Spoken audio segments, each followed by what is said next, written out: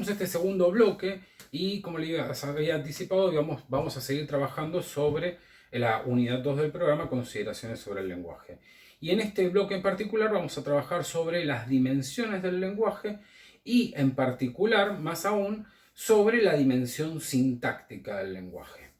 Bien, para comenzar tenemos que decir que la semiótica puede ser considerada en sí misma un metalenguaje, puesto que es una disciplina que con el lenguaje estudia el lenguaje. De esta manera puede establecerse entonces desde la semiótica distintas relaciones de los signos. Y podemos decir que una de ellas es relaciones desde los signos con otros signos, otra de las relaciones es de los signos con los objetos, y otra de las relaciones es de los signos con los interpretantes. Estas relaciones van a dar entonces lugar a distintas dimensiones del lenguaje. Si la relación que se establece entonces es entre signos, estamos en la dimensión sintáctica. Ahora, en cambio, si la relación que se establece es del signo con el objeto, estamos en la dimensión semántica. Y por último, si la relación que se establece se da entre el signo y el interpretante, estamos en la dimensión pragmática. Vamos a abordar cada una de estas y en particular en este bloque la dimensión sintáctica. Y vamos a dejar para los bloques siguientes la dimensión semántica y pragmática. Bien, la dimensión sintáctica se ocupa entonces de estudiar las relaciones de los signos con otros signos. Y estas relaciones se dan en base a reglas que establecen el orden de ese lenguaje.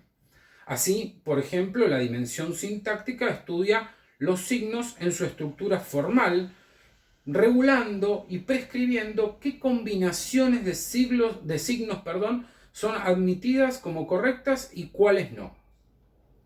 Por ejemplo, en nuestra lengua, si escribimos una palabra mal escrita, ¿no?, las reglas de la formación de palabras de la lengua española, del idioma español, nos indican que no se pueden introducir determinados grafismos en ciertas palabras porque son incorrectos, sino que deben incluirse determinados otros. Y lo mismo sucede en otras disciplinas, como por ejemplo en la matemática. La matemática también es un lenguaje, y si nosotros escribimos mal una fórmula, en realidad no estamos escribiendo ninguna fórmula, porque eso no representa ninguna fórmula. ¿Y por qué sucede esto? Bueno, porque las reglas de formación de fórmulas del lenguaje matemático prescriben, ordenan cómo deben escribirse ciertas fórmulas, ¿no? O cómo deben escribirse las fórmulas en general, las fórmulas matemáticas en general. Qué debe introducirse, qué no debe introducirse, qué no puede introducirse antes que otra cosa. Y lo mismo sucede también con la lógica. Y acá también tenemos un lenguaje. Por ejemplo, en la lógica proposicional, si nosotros escribimos una fórmula de la lógica proposicional mal escrita, en realidad eso no es ninguna fórmula. ¿Y por qué? Bueno, nuevamente por lo mismo, ¿no? Las reglas de formación de fórmulas prescriben, indican, ordenan cómo deben formularse las fórmulas justamente. Y para eso dictan reglas. Por ejemplo, en la lógica proposicional tenemos algunas reglas. Una de esas reglas dice que una fórmula atómica es una fórmula bien formada. Por ejemplo, P, ¿no? Otra de las reglas dice que si P es una fórmula, entonces no P, es decir, la negación de P, también es una fórmula.